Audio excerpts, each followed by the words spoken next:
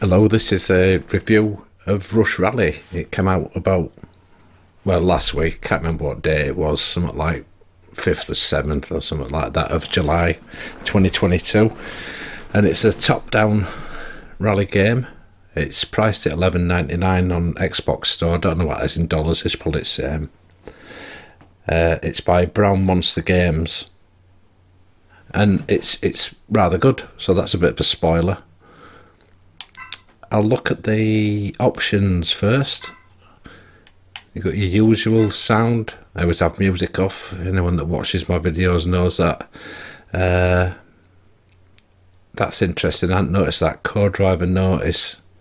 You'd have to get more into the game to suss out what that did. I think it might be the delay or how quick they tell you what's coming.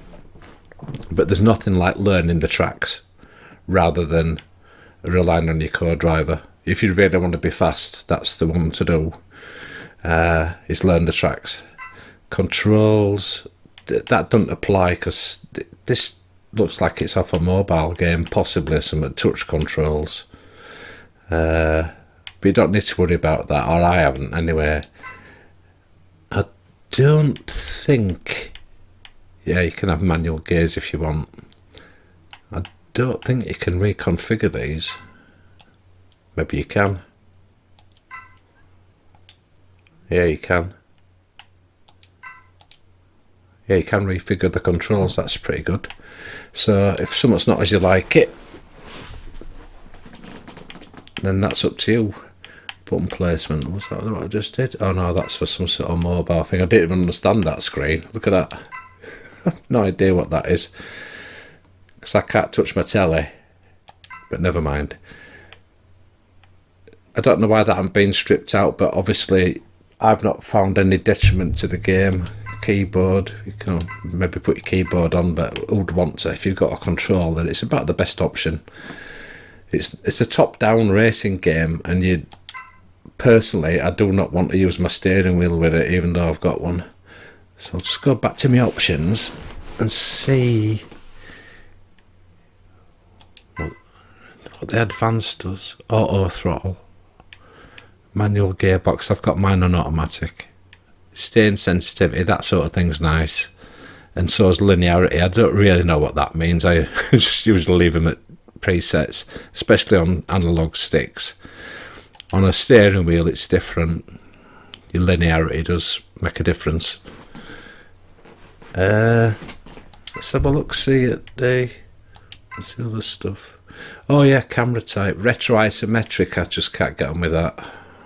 So I'll have to change that. Helicopter chase, that's all you've got. Corner errors, full visibility, vibration, on-show ghosts. I like ghosts because it's good for doing your time trials. Metric, so obviously I must have it on Imperial. Show FPS, I'll leave that on, but I've got the Xbox Series X and it just shows at 60 frames per second constantly. It never varies. HUD scaling, HUD position, I'll leave it where I had it at top because I'm used to that safe area. Delete all data, not really sure what that does, but I'm not going to do it because I've got a few stats and that built up, so I don't want to get rid of them. My profile now, so you can change your name, your flags and all that sort of thing. It can be anything you want, probably. Your number plate, Duck of Death. Name, stats, love stats. So you can see from there the stats are nicely comprehensive. I've not got that much time on this game, but it's very addictive. I just hadn't had time to play that much. Achievements, which I don't really care about, but I know some people do. I'll just get to the bottom of them so you can see. So you've got, this is your main game options. Time trial, I love time trials. Championship and race. Race is not my cup of tea. I'll be honest with this, I'll show you that last. I wouldn't want to play that game mode very much. The Championship's pretty standard rallying where you take it, you just go and you compare to some AI, and time trials fairly self-explanatory. So I'll just show you a time trial for starters, and that's a track that you start on. You unlock tracks as you go. I'll just quickly go back, and if I go to Greece, I've done all but one of them tracks on time trial, and it does matter that you do them on time trial, because if I go back to Championship, I'm already in one. I'll quit the rally. I'll quit this rally. You can see just for these vehicles and the distances, the times between us. That's after one stage. So it's nicely done, and I love these names. Harry Vatican. He's Harry Vatanen. Tommy Macaroon. These are all drivers from 1980s. Richard Burns, I think he's a driver from 90s. But I mean, it says Bitchard Rearns, doesn't it? So Mr. Dyslexic here just reads it right as Richard Burns. Colin McRae, Colin McRae, Carlos Saint. Sorry, Carlos Saint. Great. Stig Bloomer. I think that's Stig Blomqvist. And Ben Clock. See, I like that. See, being dyslexic, I just read that as Ken Block as well, so I'll go back to this time trial. Yeah, I'll just do Finland. The tracks are different, and you can change weather conditions. Let me see. I haven't actually done that yet. And that's getting annoying. I'm flicking about, and that's my fault, not the game's. Let's go to conditions. If you look at the bottom, so I'm on that map there that's just lit up. If you look at the bottom of the map where it says dirt gravel, there's an icon for weather. So that's obviously night, clear day, I think, rain, showers, possibly, sunny intervals. Yeah. So I'll just put it on a clear day there, and we'll just go straight onto that. These cars. Yeah. Oh, I thought I'd change the name of that. That's Ford Escort, MG Metro, Peugeot, I think they're 105s or something, I can't remember, or 20 something or others. That's a Lancia Delta. That's a Mini Cooper. Mitsubishi. That's another Mitsubishi. These are unlocked. Lancia Stratos. That's a BMW M3. That's the Toyota GT4, I think. Not sure what that is. Probably some sort of a Renault. Could be wrong. That's Ford Escort RS. That looks like an Audi. So it tells you that you've got to drive 111 miles to unlock that one. And I've got a progress bar that you can see that says drive 111 miles to unlock. So I've not got there yet. But we'll see what the handling's like. And you've got upgrades for your cars. If you look, I'll try and get into it, see if we can find out to upgrade it later.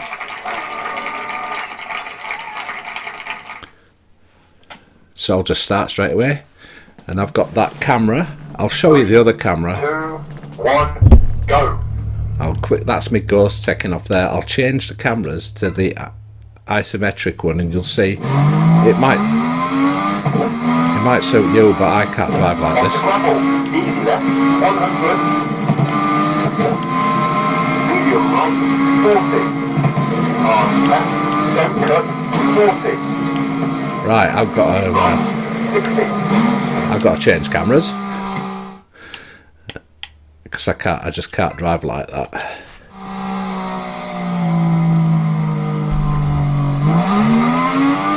So as you accelerate, the view raises. You can hear your co-driver.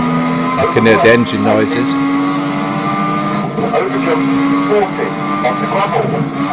If you look, it just took off, and you've got different road surfaces. Up at the top, it's giving you your time difference. I think that's my own time I'm looking at there. Now, the car handling, well, I hit the microphone and I hit the tree. I'm trying to turn my headphones down, which I've now done. Yeah, the car handling is, I'd say, arcade with a little touch of simulation, because you've got weight transfers. My microphone's right in the way of the screen. Just had to move it. Yeah, you've got weight transfers, and then the vehicle will fully come off the ground like there. You've got the little white arrows that help you. I think you can switch them off. I think that was an option, so you could just listen to the co-driver. And you can see at the top I've got the red bars underneath the time. That means I'm behind on every section. Now the thing about these games, for me, it's not always about the quality of the simulation or the realism of the simulation. It's about how fun it is and how sort of consistent the car handling is. Now I can tell you from my experience, and I've got a lot of experience in playing things like Forza and all them rally games like Dirt, and even back on PC, I started playing, I think my first driving game were Revs on the Commodore 64, and I bought some paddles and I went from there to PC where I bought everything you could buy. I even used a flight yoke before you could buy a steering wheel to play the Indy 500 game. So I've been playing them a long time, especially the simulations, and the more hardcore the better. But I actually get a lot of pleasure out. I like doing hot laps, and I used to get quite high up on the leaderboards on all the Forzas. And when the Forza went on to Forza Horizon, I just couldn't be bothered with that, because they just made a mess of it. They also made a mess of the last Forza that they did, so I don't play it anymore. I got all the wheels for it. I started off with Microsoft ones and then progressed to the Fanatec ones, which were more expensive than your Xbox. But now I don't play racing games anymore, because I just don't really like them. They've become a bang microphone again, sort of formulaic. I know it sounds a bit cheesy to say that, but they've managed to take something that were good. This is the ones that do Forza, and just ruin it, suck all the fun out of it, basically. The other companies that make the racing games don't really seem to bother anymore. What is it, Codemasters? They don't really serious. They don't really like the F1 games, although they can be quite good. I'm just not interested in F1. But these are nice little top-down games, which are not things that I would normally play, and I wouldn't consider them simulations either. It's far too difficult to control when you're not in car. But the handling is very, very nice, and I'll go through another section. There's a fast section on, I think it's, yeah, number 4 on this one. There's a fast section on it, and I've not upgraded my cars very much, although I've got potential to do it. If I go to the upgrade screen, one thing that I really like about it, it's almost like doing car setups, but not. If you look where it says FanDuel Companion, you can actually change that name if you want. You can make it Escort or whatever, which is what it is. It's Ford Escort. But for some reason, since I last loaded it, it's changed. Because I changed it to Ford Escort Mark II, thinking it'd keep it, but it hadn't. So I'm not bothering changing it back.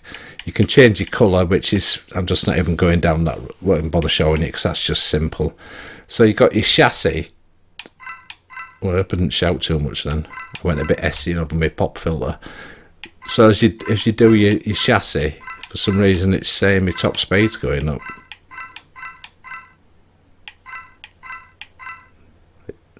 I don't know why that is, because top speed shouldn't really go up on that, should it? It should go up on engine.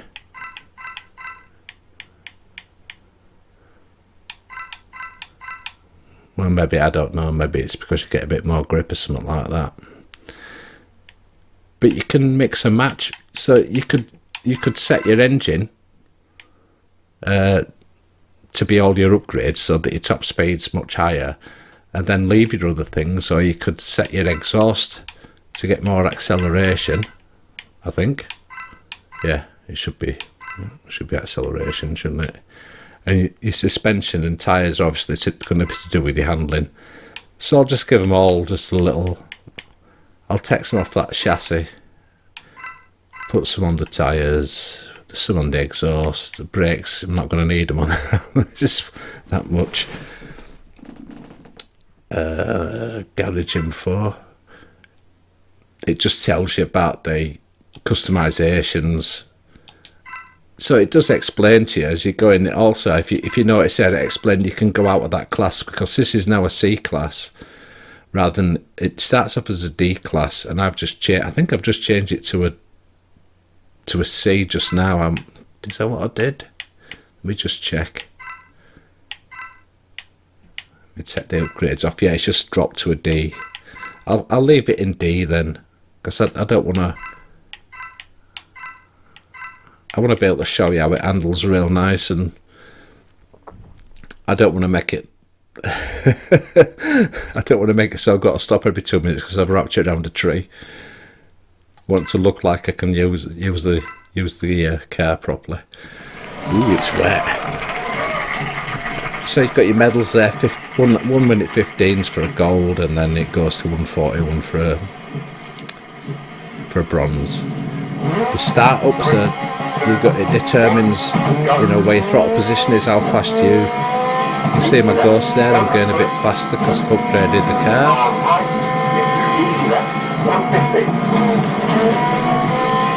Top right hand corners, you've got your gear. I think you can change where that position is, by the way, because it doesn't look up there. It's too far. I'm looking on a big screen. I lose concentration on the track if I look up there because I'm quite close to my TV. I play it on a 43-inch Samsung, and it's only about 2.5 feet away from me, so I have to move my head to look up there. Yeah, the car handling's definitely sort of in the arcade camp, but it is a bit simmy as well. But I know for a fact that my driving, especially in these top-down games, isn't good enough to get round some of these bends like I am. I'm not that good at drifting a car, but this seems to be letting me get away with murder. But that's going to be the same for everybody, because it does have leaderboards, which are the best aspect of any racing game, I think, as long as they're not hacked or mixed with PC players. See, I just made it around there pretty easy. It's a nice easy track, but it is the slowest class of car. I haven't tried the faster ones yet, but I'm pretty sure the handle would be pretty similar. But these are good beginner cars, and as I said, it is difficult to judge on top down. But this is letting me get away with murder because I'm not that good a driver. I can't go on Sweden at all because I haven't unlocked it, so I can only go into Greece, which we were just on. I think we're just on Greece. I can't remember. It doesn't matter. I'll use this little Metro. I think it's a Metro 6R4. A Suicide Machine. I think it was a B class from the 1980s. Ridiculously accelerating. Not in this game, but in its day. Around the time Harry Vatanen sorry, Harry Vatican, as he's called in this game, would have been driving. There's some great drivers. They're always good though, don't ever underestimate any of these drivers that, especially that drive rally. Not only do you need nerves of steel, I wouldn't fancy driving down past all these trees at 100 plus miles an hour with trees trying to take your door handles off. If you hit one of them, it's good night. There's no second chances, there's no giving them. Not big ones anyway. So it's like hats off to them. But look how easy the handling is.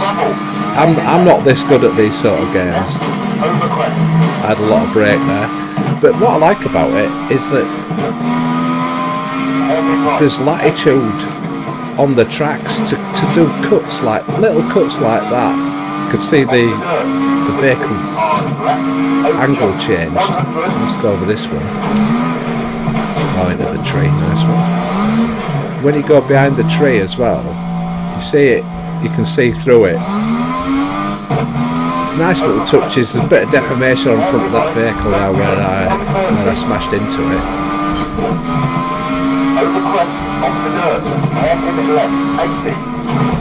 See, this is my first run down here because the section times are actually white under where it said, under where it's got the time. Oops, I've gone wrong side at wall. I wonder what happens here then.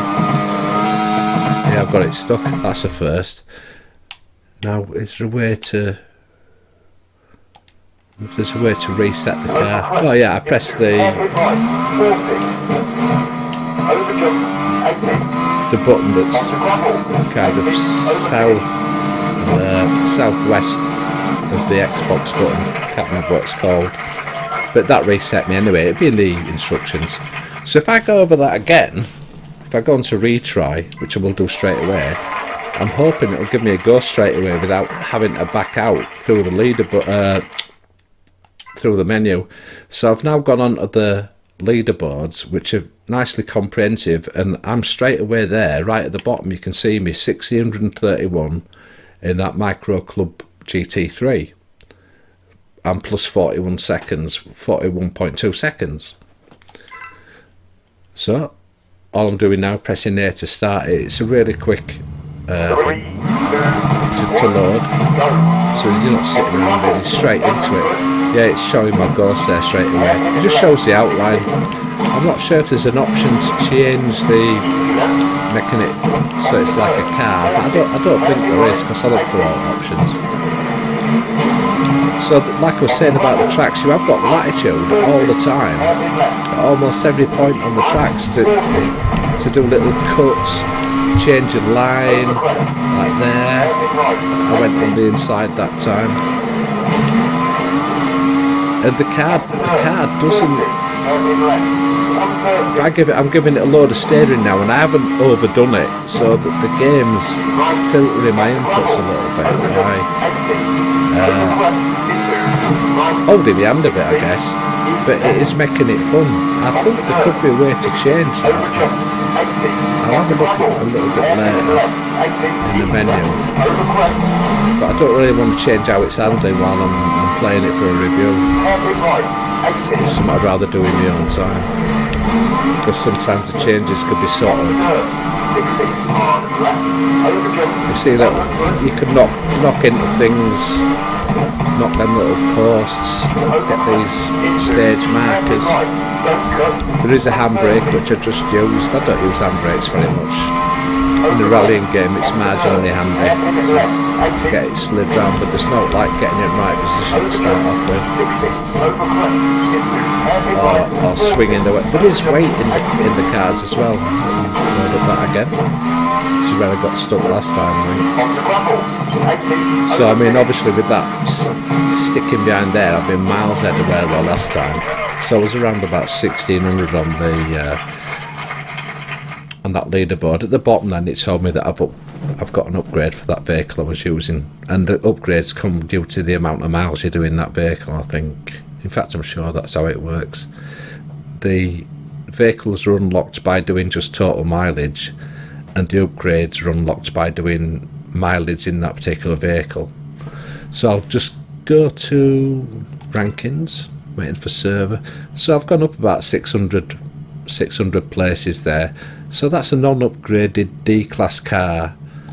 So let me just, well, I'll do it properly. I'll show you how it, I'll just show you if I can, rather than telling you about it. I was on that stage, wasn't I? It was the same car. Oh no, I should have gone back to upgrades. I will go back.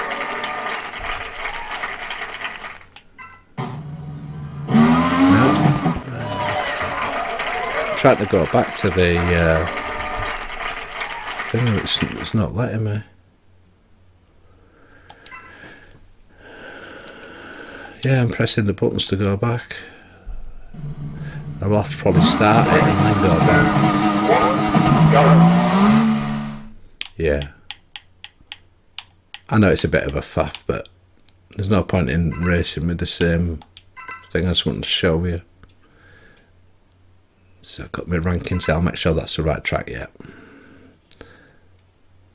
Oh, you can change your class as well on that, which I've not got up to that class. I've not got anything upgraded like that. I'm just on the D class. That's what I like doing in Forza. I used to like the lower classes because you don't rely on the car's speed. You've got to drive them all sort of properly, but you try and keep as much momentum as possible. Come out of corners as fast as possible. Keep corner speed if you can, but not usually at the expense of your exit speed, because you'd want to carry that extra speed along straight bits, because you're getting an extra mile an hour for free or whatever, you know, for literally nothing. So I'll go on to this. It gives me the car upgrades. I'll just give it some engine. And it's kept me in D class, so I've got my top speed more. I'll give it more acceleration actually, because it's one of them tracks you've got a couple of hairpins. No brakes, don't need them. Yeah, it's kept it in D class. So I will now. Yeah, it's kept it. Yeah.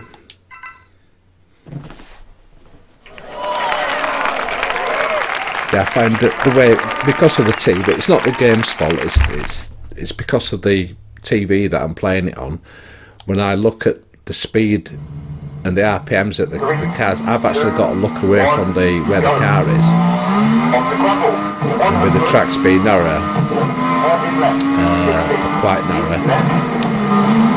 if you lose your sort of orientation, it's very, very easy to come off or miss something that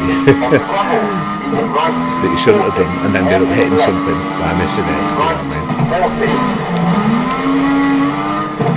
So this is the upgrade. So I should definitely go up on the next. Yeah, half a second nearly. Well, 0.4. 50 miles an hour in third. 68, 69.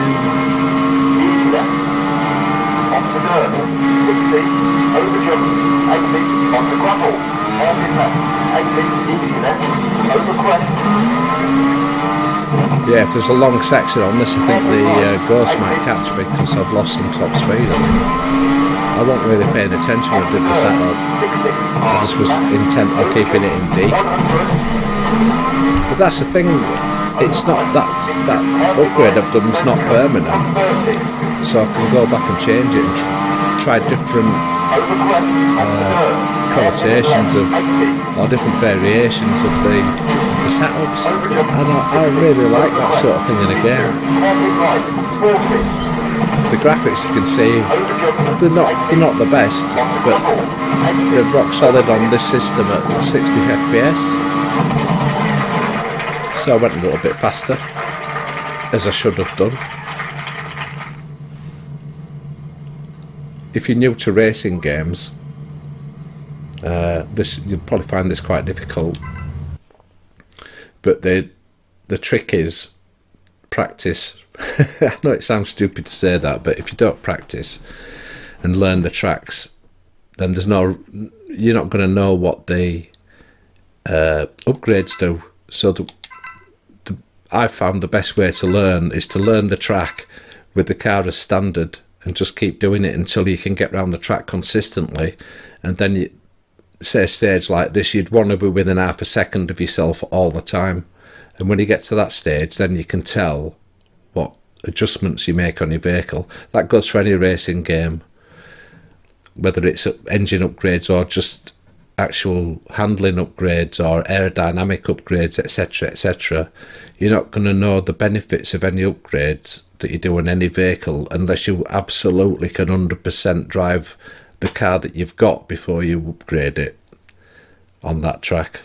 So if you're at Silverstone and you can get round in, say, 1 minute 45, and then you can get round in 1 minute 45.1 and keep within, usually, you know, that kind of an accuracy, you're going to know that that's your limit with that car.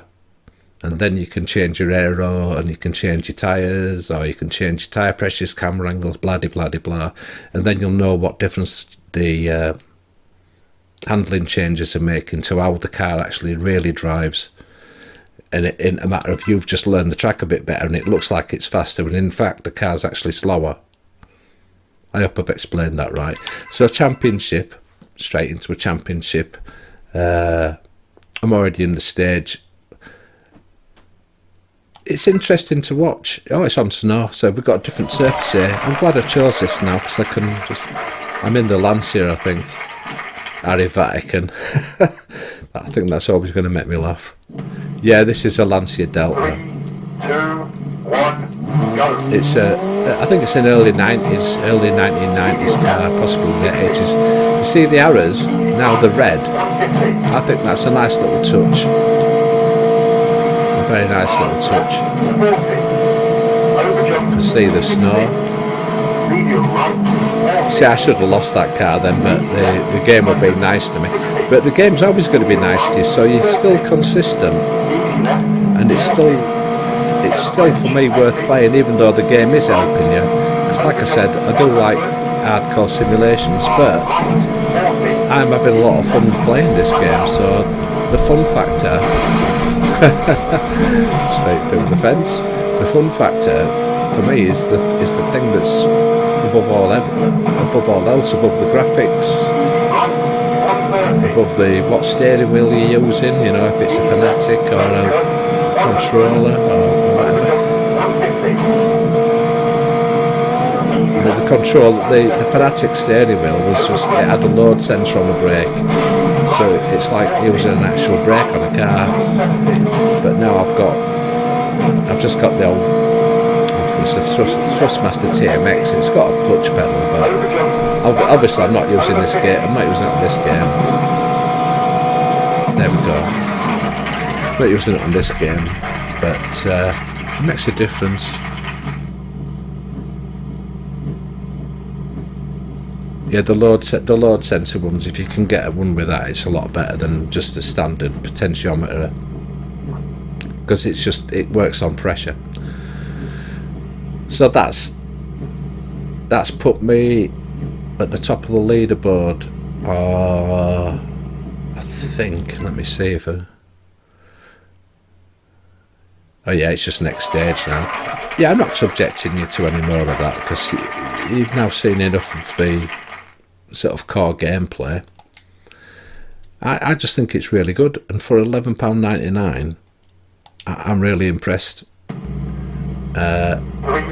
And I think it looks like it's got a game engine. I'll just drive it a little bit, because you can. I'd like to have a bit of camera rotation using the thumbstick so that I can see round a little bit more, but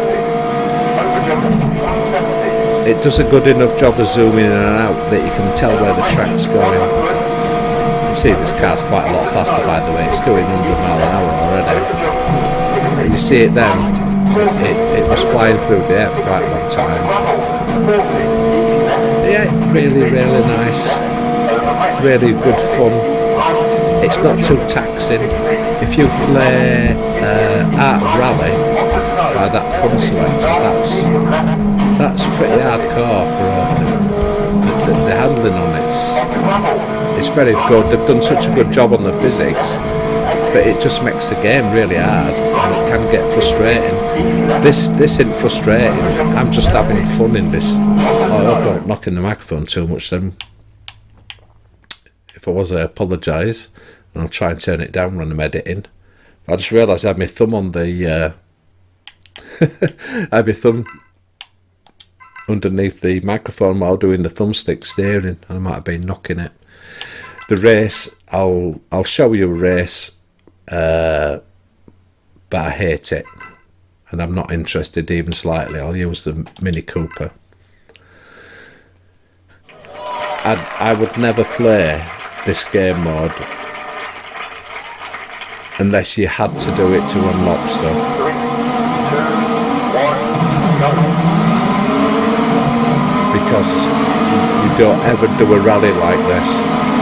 This would be just insanity, because someone would end up dead in a tree, basically, in a blazing wreck. Unless someone started doing like a suicide rally that I don't know about. It's still fun enough, but it's not my cup of tea. I'm not interested. But I'm sure other people will be. But obviously that's my personal opinion, which is what a review is. But I can't mark the game down because I've put this mode in it. It's just some extra if you want to play it, which I don't. So I'm not interested. But it's there if you want it. AI seems alright, doesn't it? It's not doing stupid things.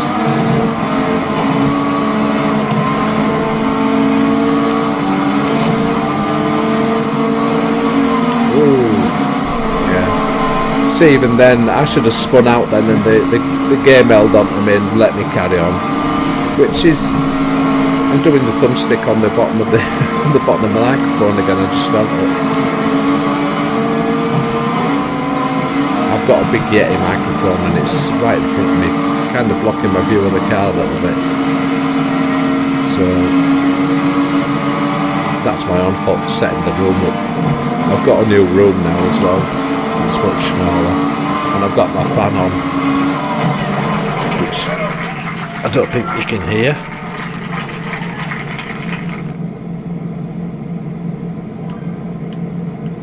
Yeah, I really like the game. It's just that simple, and it's very addictive. And I think what I'll do, if I get time, I might put other comparison videos on, because I've got other top-down races that are different, and some of them in their own way just as good, but I don't play them as much as this one.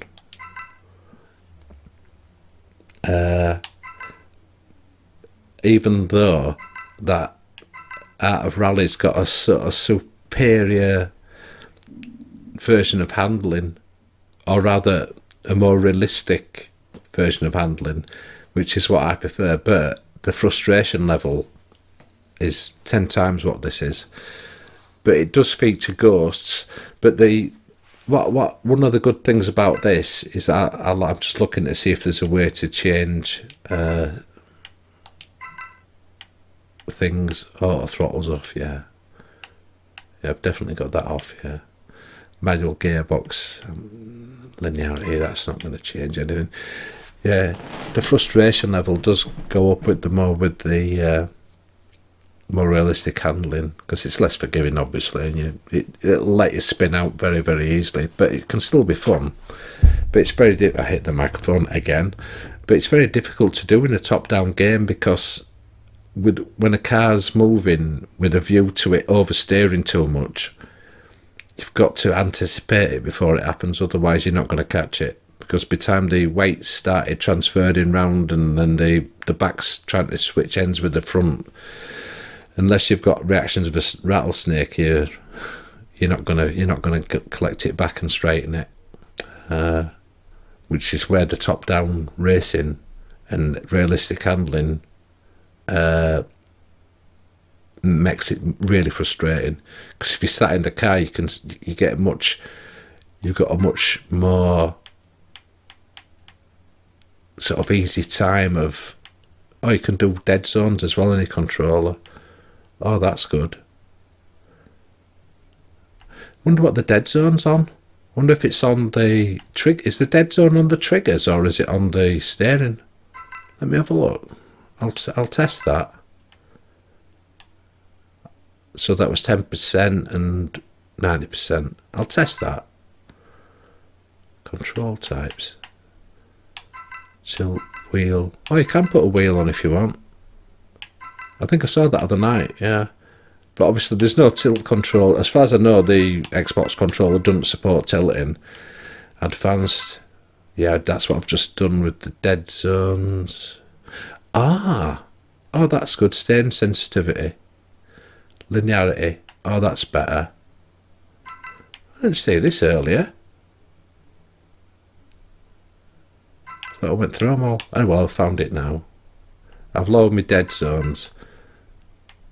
Stain sensitivity. Linearity is 65%. Oh, because I set it on wheel.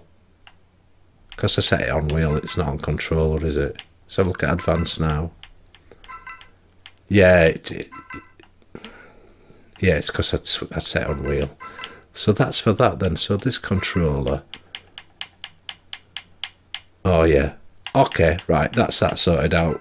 I hope you understood what I just did wrong. I did set on the wrong controller basically. I did set on a wheel. So them controls for the wheel, sensitivity, etc., turned up. Let's go back to this track because I know this one. This one's got some little tight turns on it as well. That's the car that's nice and easy to handle as well. I'll just see if it feels any different. Straight on with it. 3, 2, 1, go. Off the gravel, easy left, 100. Yeah. That seems to have made a little bit of a difference, I'll be honest with you. That's a bit more sensitive. So I've took the dead zone. It looks like I've took the dead zone out of the steering. That's better, that. I'm glad I did that. Yeah, it just seems to react instantly now. Yeah, I don't like dead zones in controllers. I didn't realise there was a dead zone on it, which shows you how good the game is, really. But with the wheel, I would have noticed that immediately. Dead zones and steering wheels do not work. That's the whole point of the wheel. Is that as soon as you turn it a little bit, it actually makes the car do something. You know, imagine if anyone that's driving that can drive a car, which is probably most people, or even a bike. As soon as you start it steering, if it doesn't do it as soon as you start doing it, you're going to be wondering what's wrong with it. If it doesn't instantly react to your input, you wouldn't want me to learn your brakes, would you? The car's going, are you sure you mean stop? Yeah, I think I want it to stop. Or we're all going to die. Yeah, that's interesting. It's a little bit fast as well. I don't think it's the same car though. But that felt definitely better. I'm glad I came across that. That's made the game even better. Yeah. 11. Oh no, I don't want to exit the game. Yeah, for £11.99, that's good. In fact, it depends. The price doesn't really matter, does it? If you think about it, if it's price versus hours that you get out of it. So if you buy a AAA game that's like 50, 60, 70 quid, but you get like 100 hours out of it, that's money. In my opinion, that's money well spent. And if you get 50 hours out of it, it's still money well spent. Like, it'd be £1 an hour, wouldn't it, if it was £50? And that's the thing, you've got to be enjoying it, and you've got to want to play it. We go back to options, because it's got the team on it somewhere. It had the